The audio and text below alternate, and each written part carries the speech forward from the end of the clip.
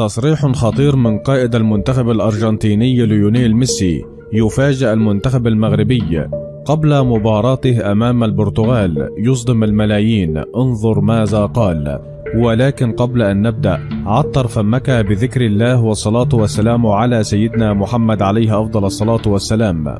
قبل المباراة الماراثونية التي ينتظرها العالم بين المنتخب المغربي والمنتخب البرتغالي في دورة 8 لكأس العالم، فقد صرح قائد المنتخب الأرجنتيني ليونيل ميسي وأدلى بتصريحات لقناة الدوري والكأس القطرية وقال: هذا المونديال هو أصعب مونديال شاركت فيه في حياتي، لأن الفوارق الفنية بين المنتخبات أصبحت ضئيلة جدا، وأصبح من الوارد الآن لأي منتخب أن يتأهل إلى دور 8 والتتويج بلقب كأس العالم. فنحن اليوم فزنا بشق الأنفس على المنتخب الهولندي بعد أن امتدت المباراة إلى أوقات إضافية، وشاهدنا جميعا المنتخب البرازيلي ينهزم أمام كرواتيا ويودع المونديال.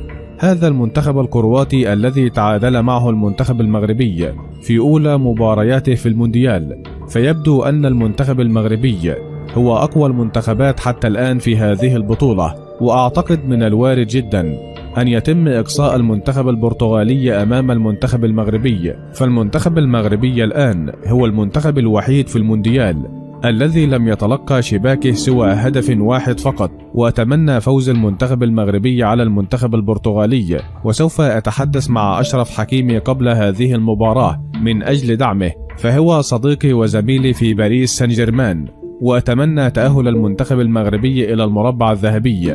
وفي النهاية ادعوا معي للمنتخب المغربي. اللهم انصر المنتخب المغربي على المنتخب البرتغالي. اللهم اجعل مرمى المنتخب البرتغالي مليئا بالأهداف المغربية. اللهم اجعل مرمى المنتخب المغربي سدا منيعا ضد رفقاء كريستيانو رونالدو. اللهم انصر المسلمين والعرب والأمازيغ في هذه البطولة. اللهم آمين يا رب العالمين.